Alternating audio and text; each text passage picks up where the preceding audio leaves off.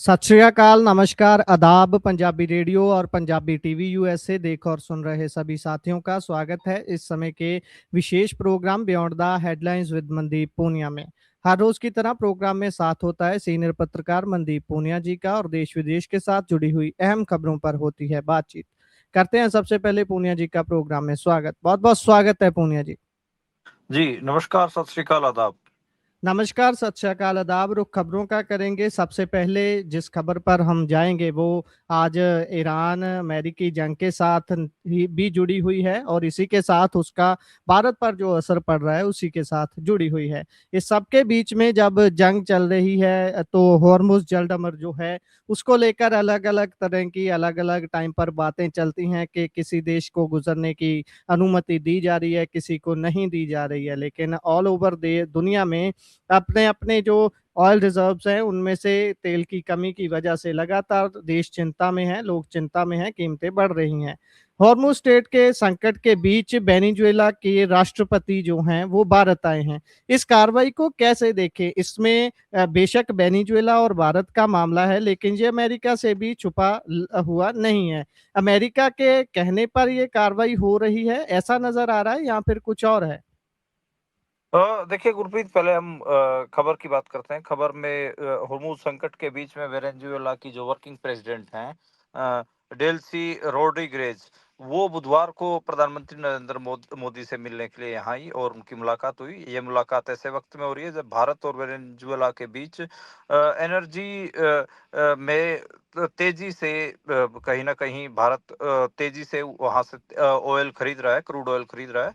माना जा रहा है कि दोनों देशों के बीच में तेल सप्लाई को लेकर बड़ा समझौता हो सकता है। इससे पहले विदेश मंत्री एस जयशंकर ने भी डेल्सी से मुलाकात की थी। उन्होंने कहा कि भारत वेनेजुएला संबंधों को मजबूत करने में डेल्सी की लंबे समय से महत्वपूर्ण भूमिका रही है और प्रधानमंत्री मोदी के साथ उनकी बातचीत दोनों देशों के सहयोग को और आगे बढ़ाएगी।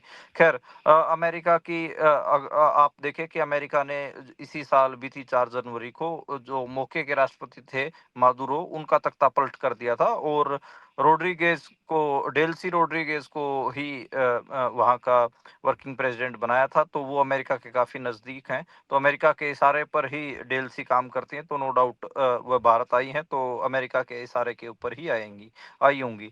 और भारत को अमेरिकी ट्रेड डील में भी ये बात कही थी कि वेनेजुएला से आप तेल खरीदिए।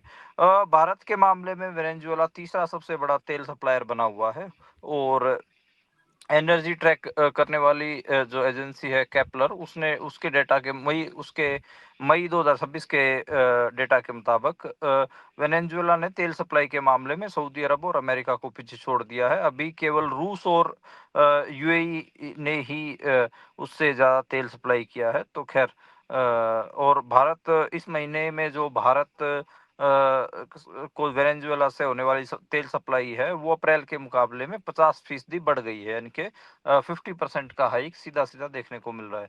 तो खैर, लगातार जो तेल निर्यात हो रहा है वेनेजुएला से, उसको लेकर भारत में जो बढ़ रहा है उसको लेकर कहीं ना कहीं अमेरिका के साथ जो भारत की ट्रेड डील है उसका उसका बड़ा रोल माना जा रहा है।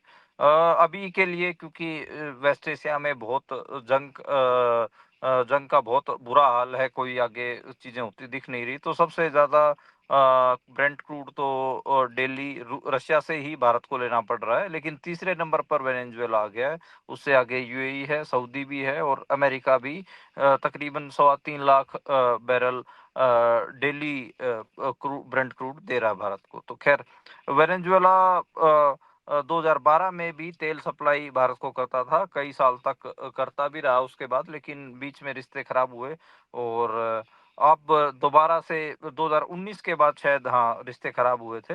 और अब ये देखा जा रहा है कि दोबारा से अमेरिका की वजह से दोबारा जो है वेनेजुएला वो भारत के नज़दीक आ रहा है। स्टेट ऑफ हॉर्मुज में भी आज बहुत सारी चीज़ें देखने को मिली। हिजबुल्लाह को हथियार छोड़ने की धमकी दी गई थी, तो हिजबुल्लाह ने मना कर दिया, किसी भी किस्म की सरेंडर का या डीआर्म होने की बात को उन्होंने रोक दिया है, मना किया है। खैर कुवैत एयरपोर्ट पर जो ईरानी ड्रोन मिसाइल हमले हुए थे, उसमें जो एक भारतीय की मौत हुई थी, उसकी वीडियोस भी आई हैं और काफी दिल दहला देने वाली वीडियोस हैं। ईरान ने कुवैत और बहरीन को चेतावनी दी है। तेहरान ने कहा है कि अगर किसी देश की जमीन का इस्तेमाल ईरान पर हमले के लिए हुआ तो वह जवाबी कार्रवाई करेगा। वहीं जो डिप्लोमेसी चल रही थी पूरी, कि भाई समझौता हो गया है, काफी पिछले संडे आप याद करिए कि काफी उसके ऊपर रिपोर्टें भी हुई थी, तो उसमें ट्रंप ने कहा है कि ईरान ने परमाणु हथियार नहीं बनाने की शर्त मानी मानी हुई है, सिर्फ टाइम को लेकर चक्कर है। अमेरिकी राष्ट्रपति का दावा कि प्रस्तावित समझौते में ईरान परमाणु बम नहीं बनाने का वादा करेगा। तो खैर यही है। अभी तो लेबनान में इजरायली जो मिलिट्री ऑपरेशंस है वो तेज हो रहे हैं, और उसमें ये कहा जा रहा है कि लगातार इजराइल कई इलाकों में हवाई हमले कर रहा है और लोगों को घर खाली करने के आदेश दे रखे हैं। वहीं हिजबुल्लाह ने भी 13 जगहों के ऊपर हमलों का दावा किया है। तो खैर हिजबुल्लाह का यही है कि हिजबुल्लाह ने डीआर्म होने से मना कर दिया है, और इसराइल के खिलाफ टक्कर लेने के लिए अभी भी हमें हम उसको लड़ते हुए देख रहे हैं। जी बिल्कुल। और इससे आगे अगर बढ़े तो भारत ने एक और कीर्तिमान स्थापित कर दिया है पीएम मोदी के नेतृत्व में। भारत का रुपया एशिया में सबसे तेजी से गिर गया है, सबसे तेजी से गिरने वाली करेंसी बन गया है। देखिए पिछले 5 महीने के अंदर अंदर 6% से ज्यादा टूटा है, तो डॉलर के मुकाबले भारत का रुपया एशिया में सबसे तेजी से कमजोर हो रहा है। जबकि इसी दौरान पाकिस्तानी जो रुपया है वो 0.5% यानी कि थोड़ा सा मजबूत हुआ है। चीनी युआन तो 3% तक मजबूत हुआ है। तो बड़े भारत तकरीबन सबसे ऐसा देश है जिसका सबसे बुरा हाल देखने को मिला। 6% के आसपास जो है गिरावट देखने को मिल रही है। हालांकि एशिया में और भी कई मुल्क हैं, जैसे बांग्लादेश, जापान, थाईलैंड, फिलीपींस, उनकी भी करेंसियां गिरी हैं, लेकिन भारत सबसे बुरी स्थिति में है। पाकिस्तान, सिंगापुर, मलेशिया और चीन, इन 4 मुल्कों की जो करेंसी है वो डॉलर के मुकाबले थोड़ी स्ट्रांग हुई है। सबसे ज्यादा चीन का युआन तकरीबन 3.5% के आसपास स्ट्रांग हुआ है। खैर इसमें जो हैरानी है वो पाकिस्तान वाली ही हैरानी है। पाकिस्तान का रुपया 0.5% डॉलर के मुकाबले मजबूत हुआ, जबकि भारत का 6.25% कमजोर हुआ। तो ये बड़ा लोग इस पे अचंबा मान रहे हैं। इसमें देखिए इस पूरे मामले में ये देखिए कि इकोनॉमिक्स का सबसे जो बुनियादी असूल क्या है। अगर हम वर्ल्ड इकोनॉमिक्स का भी देखें, जिसकी मांग ज्यादा उसकी कीमत ज्यादा। तो जी दुनिया का लगभग 88% कारोबार आपको पता है डॉलर में होता है, तो तो सभी देश डॉलर रखना ही चाहेंगे। इसी के चलते सभी देशों के पास जितनी भी विदेशी करेंसी होती है उसमें से तकरीबन 57% तो डॉलर ही है। इसलिए रोकड़ मंडी में भी डॉलर को ग्लोबल करेंसी मान लिया गया है। अब इसी के आधार पर बाकी देशों की करेंसी नापी जोखी जाती है। तो ये एक मामला है, और इस समय रोकड़ मंडी में डॉलर की मांग बहुत ज्यादा है। भारत में भी डॉलर जितना आ रहा है उससे ज्यादा खर्च हो रहा है, इसलिए रुपया जी तेजी से गिर रहा है। और इस वक्त मतलब $1 के मुकाबले रुपए की कीमत 95 पहुंची हुई है, जो कि मतलब याद करिए जनवरी में तो वो 88-89 के आसपास थी, फिर 90 पार हुआ, 95 का मार्क टच किया। नारे ऐसे ऐसे चलने लग गए थे कि अब की बार रुपया 100 पार। तो खैर ये मामले काफी इसको लेकर मोदी सरकार के का क्रिटिसिज्म भी हुआ है, और लोग जी। काफी सवाल भी उठा रहे हैं। इसी के इससे अगर हम आगे बढ़ें तो बात दिल्ली में जो कल आगजनी हुई है, आग लगने से बहुत ही भयानक सीन देखने को मिले, जिसमें इंटरनेशनल जो लोग भारत आए हुए थे वो जले। उसके बाद अभी जो वहां से जानकारियां आ रही हैं, थोड़ा उसके बारे में बताइए। रिहायशी एरिया में ये होटल बना हुआ था और कल आपने शायद बताया था कि इनके पास कुछ एनओसी वगैरह भी नहीं थी, फिर भी ये चल रहा था। हमारे देश में घटना हो जाने के बाद ही वैसे पता चलता है कि कौन सी चीज नहीं थी इस चलाने वाले व्यक्ति के पास। देखिए काफी ऐसा कांड हुआ है कल कि जिससे मतलब एक हिसाब से दिल दहल गया। 21 लोगों की डेथ हुई, और हमने वो विजुअल्स देखे जिसमें चौथी पांचवी मंजिल की बैल्कनी से जो टूरिस्ट हैं वो कूद रहे हैं और 21 लोगों की डेथ हुई। रिसेप्शन के ऊपर जो लड़की बैठी थी वो वैसे की वैसी बैठी हुई जली हुई मिली है। तो वो बहुत मतलब भयानक रहा होगा और उसके साथ तो सबसे बुरा हुआ है लड़की के साथ तो। खैर तकरीबन 17 जो मरने वाले हैं उनको ये बताया जा रहा है कि वो बाहरी नागरिक हैं, ज़्यादातर अफ्रीकी कंट्रीज़ के, नहीं 11 विदेशी नागरिक हैं और ज़्यादातर अफ्रीकी देशों के हैं, कुछ बांग्लादेश से भी हैं। तो खैर लगातार लोग आपने देखा होगा कि जब आगजनी हो रही थी तो लोग भी गद्दे डाल-डाल के जो बालकनीज़ से कूद रहे थे, उनको बचा रहे थे। लेकिन फिर भी 21 लोगों की काफ़ी काफ़ी बड़ी संख्या है मौत होने की। सही कहा आपने, रिहायशी इलाकों में कैसे होटल चलते हैं। दिल्ली में बहुत सारी ऐसी जगह हैं जैसे ओल्ड दिल्ली जो है, जिसमें पहाड़गंज वाला जो इलाका है रेलवे स्टेशन के नज़दीक वाला से, वहाँ पर बहुत सारे आपको होटल चलते हुए मिलेंगे और वहाँ पे विदेशी नागरिक भी ठहरते हैं क्योंकि ओल्ड दिल्ली वाइब लेने के लिए। और ये मालवीय नगर वाला इलाका हो गया। दिल्ली में बहुत सारे ऐसे इलाके हैं जहाँ पर बहुत इस किस्म के होटल हैं। दिल्ली की त्रासदी ये है गुरप्रीत कि 76% of the Delhi is unplanned. जी, जिसकी भारत 75 साल हो तो गए भारत को आजाद हुए, लेकिन अभी भी आप देखें कि वो अपनी राजधानी को भी कम से कम 50% डेवलप नहीं कर पाया। जी, देखिए, डेवलप्ड सिटीज की बात होती है तो चंडीगढ़ जैसे शहरों का ही नाम आगे आता है। बाकी भारत के पास कोई बहुत बढ़िया डेवलप्ड सिटीज नहीं है जो इंडिया के जो अगर बात करें कि जो मास्टर प्लान्स हैं शहरों के, वो लगातार फेल भी होते हैं। गैर जो अपन क्या कहेंगे, अवैध कॉलोनियाँ तो कहना ठीक नहीं होगा। मतलब अनप्लैन्ड जो कॉलोनियाँ होती हैं वो डेवलप हो जाती हैं, उसमें लोग अपने हिसाब से घर बना लेते हैं। पतली-पतली गलियाँ होती हैं उनमें और सीवेज सिस्टम का भी बुरा हाल रहता है और ये रिहायशी इन्हीं बिल्डिंगों के बीच में होटल भी खुल जाते हैं सस्ते अकोमोडेशन के चक्कर में, क्योंकि जो प्लैन्ड जगहों पे जो होटल होते हैं तकरीबन 3 स्टार या 5 स्टार, उनमें आपको पता है कि रूम का रेंट बहुत ज़्यादा होता है और इंडिया की लगभग 80% आबादी तो आज के समय में आपको पता है 5 स्टार या 3 स्टार होटल में रूम अफोर्ड नहीं कर सकती। इसलिए जो एरिया ऐसी बिल्डिंगों में इस किस्म के होटल्स का काम चलता रहता है और जो गरीब मुल्कों से भी भारत में टूरिस्ट आते हैं वो भी यहीं इन्हीं होटलों में रुकना, क्योंकि उनकी पॉकेट के ऊपर भी ये हावी नहीं होते। ख़ैर बिल्कुल आपने सही कहा, इसमें ऐसी रिहायशी इलाकों की बिल्डिंगों में ना फायर के प्रबंध होते हैं, ना फायर एनओसीज़ वग़ैरह होती हैं और ये एक हिसाब से कह सकते हो कि अधिकारियों को रिश्वत-विश्वत देके इल्लीगल तरीके से ही चल रहे होते हैं। तो ख़ैर लापरवाहियाँ हुई हैं और लापरवाहियों के कारण आप देखें कि 21 लोगों की डेथ हुई है। काफ़ी आज वैसे बिहार में भी एक हॉस्पिटल में आग लगी है और वहाँ पर भी 5 लोगों की डेथ होने की खबर आ रही है। तो बड़े मतलब हम कई बार अपन बात करते हैं कि चाहे वर्क प्लेस हो या फिर ऐसी जगह हों, पब्लिक स्पेसेस हों भारत में, वो बहुत क्रूशियल स्थिति में इल मेंटेन्ड हम हमें देखने को मिलते हैं और उस वजह से इस किस्म की घटनाएं होती हैं। जी।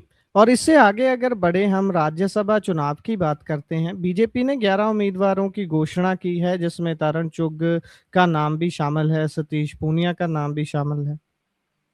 हाँ, इसमें एक इंटरेस्टिंग बात ये है कि अभी तक रवनीत बिट्टू का नाम शामिल नहीं है। हम ये मान रहे थे कि राजस्थान से ही रवनीत बिट्टू को भेजा जाएगा, लेकिन राजस्थान से सतीश पूनिया और एक अलका गुज्जर को कैंडिडेट बनाया गया है, डॉक्टर अलका गुज्जर को। मध्य प्रदेश से पंजाब के जो तरुण चुग हैं, उनको कैंडिडेट बनाया गया है और 11 सीटें ऐलान कर दी है। हालाँकि 26 सीटों पे चुनाव होना है, 18 जून को चुनाव होना है। शायद 1-2 दिन में और भी बाकी जो के बचे हुए कैंडिडेट हैं, रवनीत बिट्टू टाइप जो लोग हैं, उनको भी ये राज्यसभा में के लिए कैंडिडेट ऐलान दें। लेकिन हैरानी इस वजह से हुई क्योंकि वो केंद्र में वज़ीर हैं, कैबिनेट मिनिस्टर हैं, तो मुझे लगा कि शायद उनको पहली लिस्ट में ही जगह मिल जाएगी, लेकिन पहली लिस्ट में उनको जगह नहीं मिली और पिछली बार जैसे वो राजस्थान से भेजा गया था, तो राजस्थान की लिस्ट से भी नाम काट दिया है। तो ख़ैर अफ़वाहें तो बहुत सारी भी हैं, इस किस्म की अफ़वाहें भी हैं कि शायद इस बार रवनीत बिट्टू को राज्यसभा भी ना भेजे बीजेपी। तो बहुत बहुत किस्म की जो बातें हैं वो चल रही हैं। खैर पंजाब के जो अमृतसर के रहने वाले हैं तरुण चुग, हालांकि बीजेपी में वो एक बड़ी पोस्ट पे भी हैं। वो जनरल सेक्रेटरी इंचार्ज हैं बीजेपी में और जम्मू कश्मीर और कई जगहों पे वो वहाँ के इंचार्ज रह चुके हैं। तरुण चुग वैसे ठीक-ठाक पहचान रखने वाले बीजेपी में हैं और उनको मध्य प्रदेश से राज्यसभा का उम्मीदवार बनाया गया है। बाकी तो कोई ऐसा बड़ा मान सिंह परमार और मुकेश भाई राठवा के अलावा कोई ऐसे और कोई बड़े नाम तो देखने को मिले नहीं हैं। अगली लिस्ट में शायद बड़े नाम हो सकते हैं। हाँ, सतीश पूनिया भी बड़ा नाम है क्योंकि बीजेपी राजस्थान के प्रदेश अध्यक्ष रहे हैं। हालाँकि चुनाव हार गए थे अभी पीछे जो एमएलए के चुनाव हुए थे 2023 में, उसमें हार गए थे, इसलिए उनको शायद अब राज्यसभा भेजा जा रहा है। लेकिन खैर सतीश पूनिया को दिल्ली का और हरियाणा का भी इंचार्ज बना रखा था। अभी हरियाणा में जो विधानसभा चुनाव हुए थे तो सतीश पूनिया उसमें बीजेपी के इंचार्ज थे। तो शायद इसी वजह से उनको राज्यसभा की सीट से नवाजा जा रहा है। जी। और इससे अगर हम आगे बढ़ें तो बात शंकराचार्य अभिमुक्तेश्वरानंद की बात करते हैं। उन्होंने चौराहे पर रात बिताई है, एक बार दोबारा से सुर्खियों में आए हैं, अभी क्या मसला है? देखिए वो कन्नौज गए हुए थे एक एक जगह पे प्रोग्राम करने के लिए और उसमें जिस जिस व्यक्ति ने उनका प्रोग्राम धार्मिक जो कार्यक्रम था और जिस जिस व्यक्ति ने प्रबंध करे हुए थे उसको कन्नौज की जो प्रशासन है जो सरकारी तंत्र है उन्होंने बहुत डराया और प्रशासन ने कन्नौज में वो जहाँ पर वो रुकना था जिस स्कूल में उनका प्रबंध किया गया था तो उस स्कूल के मालिक को वहाँ पर बहुत बुरी तरीके से डराया गया और उसी के कारण कहीं न कहीं उनको चौराहे के ऊपर रात बितानी पड़ी। वो गाय को राष्ट्रमाता का दर्जा दिलवाने के लिए वहाँ पर आंदोलन कर रहे हैं शंकराचार्य। लेकिन बीजेपी का स्टैंड भी आपको पता चल ही गया होगा। जैसे ही मुसलमानों ने भी ईद के दिन आप बकरीद के दिन ये कहा कि आप भई राष्ट्रीय पशु ही घोषित कर दो गाय को। तो बीजेपी ने ये कहा कि वो राष्ट्रीय पशु गाय को इसलिए घोषित नहीं कर सकते क्योंकि उससे गाय को पशु का दर्जा मिल जाएगा जबकि हिंदू तो उसको माँ मानते हैं। तो हमारी माँ है वो पशु थोड़ी ना इसलिए राष्ट्र पशु राष्ट्रीय पशु उसको घोषित नहीं किया जा सकता। इस किस्म की बयानबाजी बीजेपी के कई सारे नेताओं की तरफ से देखी। तो मुसलमान भाईचारा या फिर और भी कई धार्मिक लोग राष्ट्र इसको राष्ट्रीय पशु बनाने की बात या इसके दर्जे के लिए इसलिए मांग कर रहे थे, राष्ट्रमाता का दर्जा देने की इसलिए मांग कर रहे थे, ताकि जो बार-बार गाय के नाम पर पॉलिटिक्स होती है, मुसलमानों की मॉब लिंचिंग्स होती है या मुसलमानों को तंग किया जाता, उससे कहीं न कहीं मुसलमान निजात पाना चाहते थे। लेकिन खैर, मुझे लग नहीं रहा कि बीजेपी ऐसे इश्यू जिनसे वो पोलराइज़ेशन कर पाती है, उनको इतने आसानी से निपटा देगी। तो मुझे नहीं लगता कि शंकराचार्य की कोई बात मानी जाएगी। शंकराचार्य को तो ऑलरेडी पहले भी जो उत्तर प्रदेश सरकार है, योगी आदित्यनाथ है, वो तंग कर चुके हैं और अब दोबारा भी उनको तंग किया जा रहा है। जी, इससे आगे अगर बढ़े तो काशी में 200 साल पुरानी एक मस्जिद को 22 मिनट में देरी कर दिया गया, हटा दिया गया। हाँ, ये बड़ा अजीब लगा ये खबर आज मैं देख रहा था। ये अजगैब शहीद मस्जिद थी और तकरीबन 200 साल पुरानी थी और वाराणसी में आधी रात में, रात को 12-1 बजे के आसपास इस मस्जिद को प्रशासन ने ढा दिया और मतलब 5 बुलडोज़र लगाए और 22 मिनट के अंदर-अंदर इस मस्जिद को तोड़ दिया गया।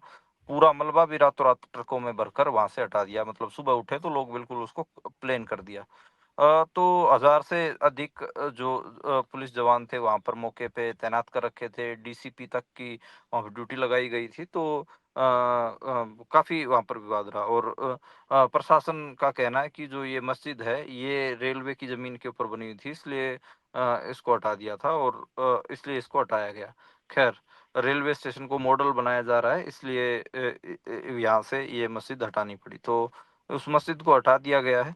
और साफ कर दिया गया है। ऐसे ही एक ऐसा इसी किस्म का मामला हमें वो भी देखने को मिला कि भोपाल में भी जो बख्तरुल्ला खान जो यूनिवर्सिटी है, उसको भी ये कहा जा रहा है कि उसका नाम बदलने की भी बात चल रही है। अगर उसका भी नाम बदला जाएगा तो वो भी एक अपने आप में बड़ी खबर होगी। तो उसकी उसकी चर्चाएँ भी काफ़ी चली हुई हैं कि जो भोपाल की जो यूनिवर्सिटी है उसका नाम भी हिंदू नाम किया जा रहा है। तो खाली ये मस्जिद गिराने की बात नहीं है, बरकतुल्ला यूनिवर्सिटी का नाम बदलना हो चाहे भोपाल में, वाग्देवी भोजपाल विश्वविद्यालय रखने की बात चल रही है। उसमें जो कार्य परिषद की जो उनकी वर्किंग काउंसिल होती है, यूनिवर्सिटी की, उन्होंने तो परमिशन भी दे दी, राज्यपाल को भेज दिया है इसको बदलने के लिए। तो खैर बीजेपी हर लेवल पे कहीं न कहीं माइनॉरिटीज़ के चाहे धार्मिक स्थल हों या फिर उनके उनके नाम से बने हुए एजुकेशनल इंस्टीट्यूट्स, हर जगह से उनका नाम मिटाना चाहती है। यहाँ तो पूरी मस्जिद को ही मिटा दिया गया। तो ये चीज़ें हम लगातार भारत में देख ही रहे हैं कि कैसे जो एक अल्पसंख्यक समुदाय है, कम गिनती के लोग हैं, उनकी इबादत गाहों को हटाया जा रहा है, उनके नामों को बदला जा रहा है, उनके नाम उन जो शहर जो बसाए थे, जिसमें उर्दू के नाम से जिन शहरों के नाम हैं, उनको भी बदला जा रहा है। तो ये लगातार ये भारत में चल रहा है। जी।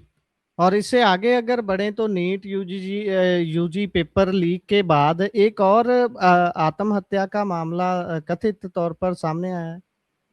देखिए, जब से नीट यूजी वाली परीक्षा का मामला आया है, तब से अब तक 5 जो अभ्यर्थी थे, उन्होंने आत्महत्या की है। कम से कम 5, मतलब जो मीडिया में रिपोर्ट हुए हैं, उसमें आज फिर एक आत्महत्या हुई।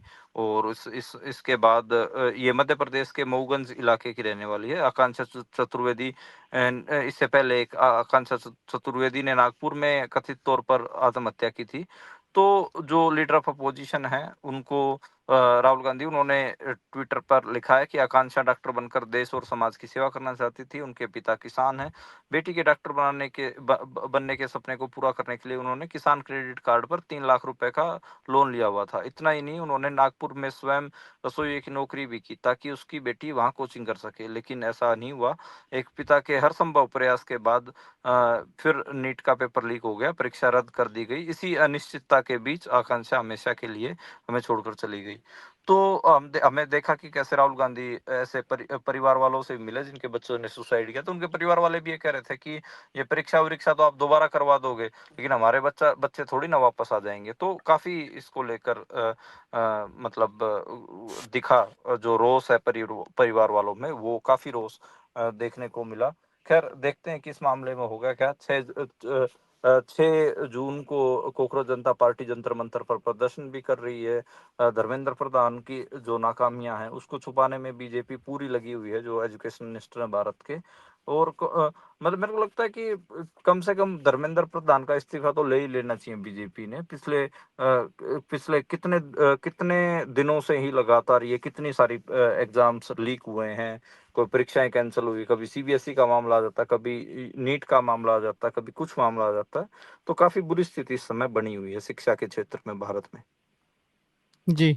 इससे आगे बढ़े तो कैप्टन अमरिंदर सिंह को लेकर अलग अलग किस्म की ये खबरें सामने आ रही हैं कि कांग्रेस में उनकी वापसी हो सकती है।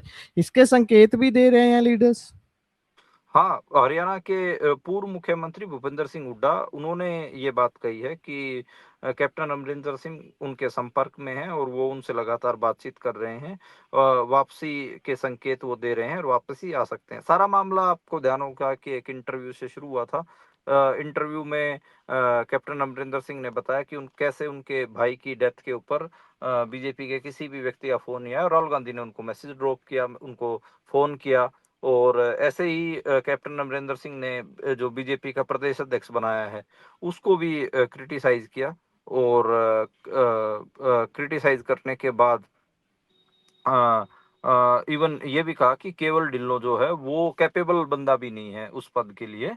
और इसके अलावा उन्होंने नाराजगी जाहिर भी की कि बीजेपी में फैसले लिए जाते हैं, उनकी कोई राय नहीं ली जाती। तो ये कई सारी बातें उन्होंने अपने इंटरव्यू में की, जिसके बाद जो माहौल था वो काफी गर्म हुआ कैप्टन के इर्द गिर्द। और उसी के बीच भूपेंद्र सिंह हुड्डा का ये बयान आया है। भूपेंद्र सिंह हुड्डा ने कहा कि हम उनके टच में हैं, उनके वापस कांग्रेस में आने की जो चर्चा है वो शुरू हो गई है, और हम भी कोशिश कर रहे हैं कि कैप्टन साहब की कांग्रेस में सम्मानित तरीके से वापसी हो जाए। तो खैर आपको पता हो कि उनकी जो वापसी की जो चर्चे हैं वो इसलिए शुरू हुई है, क्योंकि कहीं न कहीं वो कांग्रेस की तारीफ करते हुए भी उस इंटरव्यू में दिखे थे।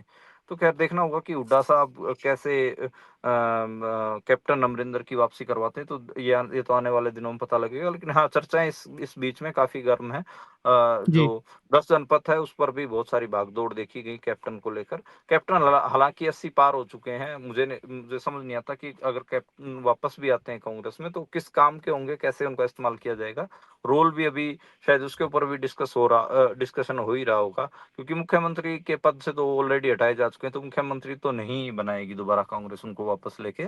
तो खैर, जो भी बार्गेनिंग कांग्रेस और कैप्टन के बीच में हो रही होगी, तो अभी बाहर नहीं आई है। लेकिन हाँ, ये ज़रूर है कि कांग्रेस हाथ-पैर ज़रूर मार रही है कि उनके पुराने कैप्टन को वापस कांग्रेस में ले लिया जाए। जी, इसी के साथ प्रोग्राम का समय यहाँ समाप्त होता है। अब जुड़े जानकारियाँ साझा की, बहुत-बहुत धन्यवाद। धन्यवाद गुरप्रीत।